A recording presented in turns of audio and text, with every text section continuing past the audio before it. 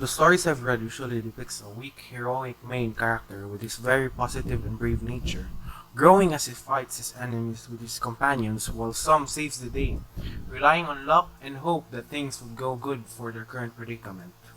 My only question is why? Why would they rely on chances? I really hate these kinds of characters since they're mostly Mary Sue's, a character that seems perfect because of the stories ignoring their obvious flaws. If they were realistic, I bet they won't even care about wars, political affairs, or if the world would end, unless it affects them in a negative way.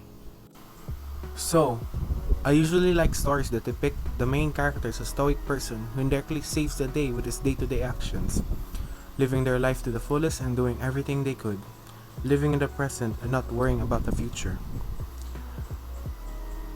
There's a quote that I would like to say. Quote by Lucius Annaeus Seneca. Sometimes even to live is an act of courage.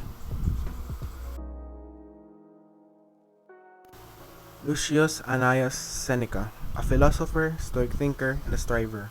At an early age, he had a chronic illness and died at the age of 49 due to his pupil, Nero, being cautious of his political rivals.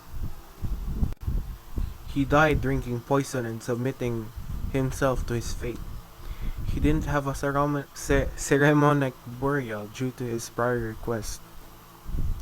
I chose this philosopher since his teaching taught me how insignificant we are to the passage of time in the vast space we call the universe. Rather than worrying of our purpose and place in the future, waiting for oneself to get lucky or trying to make a positive impression to make everyone see us as a good person.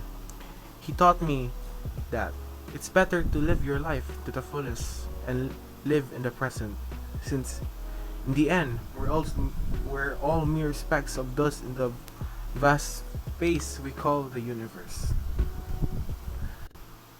As is a tale, so is life. Not how long it is, but how good it is what matters.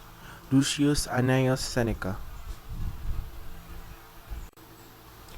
In this day and age of technological advancement, where people equate money to happiness and looking for love so they can sedate the idea of isolation and loneliness, Seneca's teaching becomes more relevant since a lot of people nowadays are dissatisfied with the outcome of their life or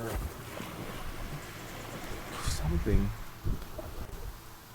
Seneca's teachings teaches us how to live life to the fullest by harnessing our willpower and not caring about materialistic things, but rather how to appreciate living another day and experiencing another present that the day before was our future.